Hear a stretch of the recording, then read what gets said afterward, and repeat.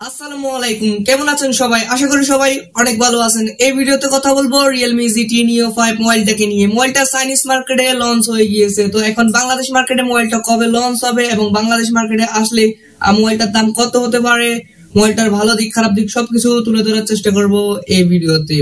মোবাইলটা কার জন্য নিয়ে আসলে ঠিক হবে বাংলাদেশ মার্কেটে লঞ্চ হলে, এই মোবাইলটাকে নিয়ে ইন ডিটেলসে আলোচনা করব। তো আমি আপনাদের সাথে আছি সঞ্জিত সামির। ইউটিউব চ্যানেল হলে এখন এই ইউটিউব চ্যানেলটাকে সাবস্ক্রাইব করে দিন এবং ফার্স্ট আগে বেল আইকনটি বাজিয়ে চ্যানেলটির সাথে থাকুন এবং এই ভিডিওতে লাইক দিতে ভুলবেন না এবং ফেসবুক পেজ হলে পেজটিকে ফলো করতে ভুলবেন না।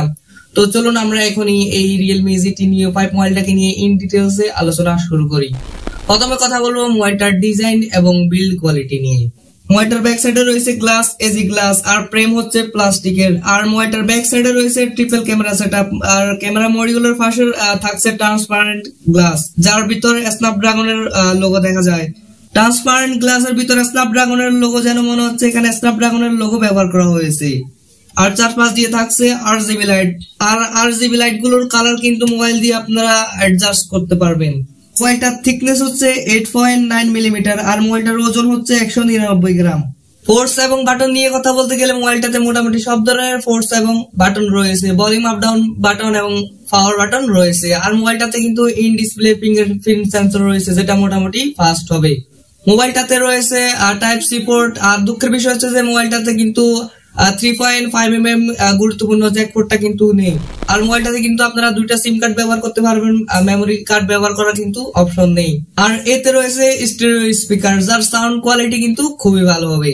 মোবাইলটার সামনের দিকে আসলে আপনারা পেয়ে যাচ্ছেন ফুল ভিউ একটা ডিসপ্লে, যার উপরের দিকে মাঝ বরাবর বসানো থাকছে সেলফি ক্যামেরাটি। তো আবার আমার কাছে মোবাইলটার ডিজাইন এবং বিল্ড কোয়ালিটি যথেষ্ট ভালো লেগেছে। তো আপনাদের কাছে মোবাইলটার ডিজাইন এবং বিল্ড কোয়ালিটি কেমন লেগেছে সেটা কমেন্ট বক্সে জানাতে ভুলবেন না।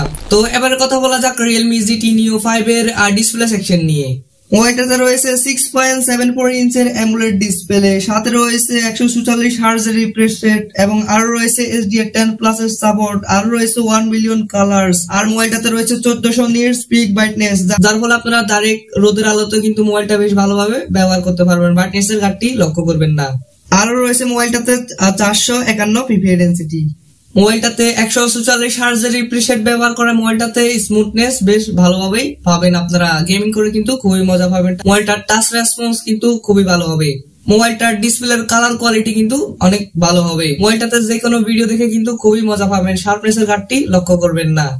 মোবাইলটাতে Realme কিন্তু খুবই ভালো মানের ডিসপ্লে ব্যবহার করেছে। তো এবার কথা বলা যাক Realme GT Neo 5 এর হার্ডওয়্যার সেকশন নিয়ে। এতে Android 13 এর সাপোর্ট থাকছে এবং Realme UI 4.0 সাপোর্ট থাকছে। মোবাইলটাতে চিপসেট হিসেবে ব্যবহার করা হয়েছে Qualcomm Snapdragon 8+ Gen 1, যেটা 4 ন্যানোমিটার আর্কিটেকচারে বিল্ড করে একটা অক্টা-কোর প্রসেসর। আর জিপিইউ হিসেবে ব্যবহার করা হয়েছে Adreno 730। Qualcomm এর এই চিপসেটটা কিন্তু খুবই পাওয়ারফুল একটা চিপসেট। মোবাইলটাতে যে কোনো হাই লেভেলের গেম আল্ট্রা গ্রাফিকে খেলতে পারবেন, কোন ধরনের ল্যাগ, হ্যাং এ ধরনের জিনিস আপনারা লক্ষ্য করবেন না। মোবাইলটাতে 144 হার্জের রিফ্রেশ রেট থাকায় মোবাইলটাতে গেমিং কিন্তু খুবই ভালোভাবে করতে পারবেন। আর মোবাইলটার পারফরমেন্স কিন্তু খুবই ভালো হবে, লং টাইম ভালো একটা পারফরমেন্স পাবেন মোবাইলটা থেকে। টোটালি এই মোবাইলটাতে Realme কিন্তু বেশ ভালো রকমের চিপসেট ব্যবহার করেছে, গেমারদেরকে আসলে হতাশ করবে না। মোবাইলটাতে বেশ ভালোভাবে গেমিং করতে পারবেন। মোবাইলটা কিন্তু কয়েকটা ভেরিয়েন্টে পাওয়া যায়, 8 256GB, 12 256GB এবং 16 256GB। এবার কথা বলা যাক Realme GT Neo 5 এর মেইন ক্যামেরা সেকশন নিয়ে। এতে রয়েছে ট্রিপল ক্যামেরা সেটআপ, যার মেইন ক্যামেরাটি হচ্ছে 50 মেগাপিক্সেলের অ্যাপারচার 1.9 এবং সেকেন্ড ক্যামেরাটি হচ্ছে 8 মেগাপিক্সেলের অ্যাপারচার 2.2, যেটা আল্ট্রা ওয়াইড ক্যামেরা, এবং থার্ড ক্যামেরাটি হচ্ছে 2 মেগাপিক্সেলের অ্যাপারচার 3.3 মাইক্রোস্কোপ ক্যামেরা।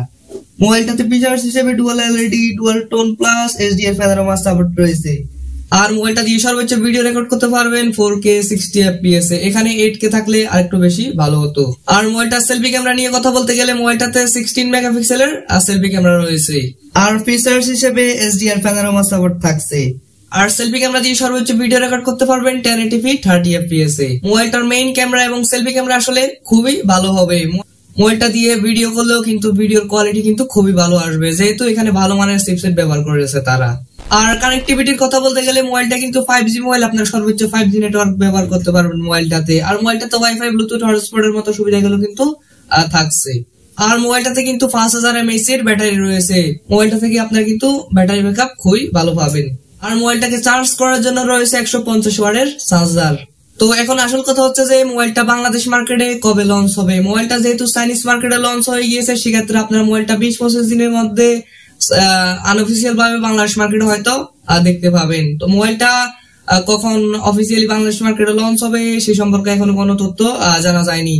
তো জানতে পারলে অবশ্যই আমি আপনাদের সাথে শেয়ার করব। মোবাইলটা যদি বাংলাদেশ মার্কেটে আসে সেক্ষেত্রে মোবাইলটার দাম হতে পারে 50,000 টাকার আশেপাশে। মোবাইলটাতে দাম অনুযায়ী কিন্তু রিয়েলমি বেশ ভালো কিছুই অফার করেছে। ওভারঅল আমার কাছে মোবাইলটা বেশ ভালোই লেগেছে। তো আপনাদের কাছে মোবাইলটা কেমন লেগেছে সেটা কমেন্ট বক্সে জানাতে ভুলবেন না। বিশেষ করে মোবাইলটার ডিজাইন কিন্তু মারাত্মক লেভেলের। তো আশা করি মোবাইলটার ভালো দিক এবং খারাপ দিকগুলো আপনাদের সামনে তুলে ধরতে পেরেছি। এটা বাংলাদেশ মার্কেটে আসলে কিনবেন নাকি কিনবেন না সেটা কিন্তু আপনাদের ব্যক্তিগত ব্যাপার। তো আমার যা বলা ছিল তা কিন্তু আমি এই ভিডিওতে বলে দিয়েছি। তো আপনারা যদি কোনো সমস্যা পড়েন সেক্ষেত্রে আমাদের সকল সোশ্যাল মিডিয়াগুলোর লিংক এই ভিডিওর ডেসক্রিপশন বক্সে দেওয়া আছে। সেখানে আমাদের ফেসবুক গ্রুপের লিংক দেওয়া আছে, সেখানে অবশ্যই জয়েন করে নেবেন। সেখানে আপনাদের সমস্যার কথা পোস্ট করে জানিয়ে দিতে পারেন। তো এখন এই ভিডিওতে লাইক দিতে ভুলবেন না এবং এই চ্যানেলটিকে সাবস্ক্রাইব করতে ভুলবেন না। পাশে থাকা বেল আইকনটি বাজিয়ে চ্যানেলটির সাথে থাকুন এবং ফেসবুক পেজ হলে পেজটিকে ফলো করতে ভুলবেন না। তো দেখা হচ্ছে আগামী পর্বে নতুন কিছু নিয়ে। ততক্ষণ সবাই সুস্থ থাকবেন। খোদা হাফেজ।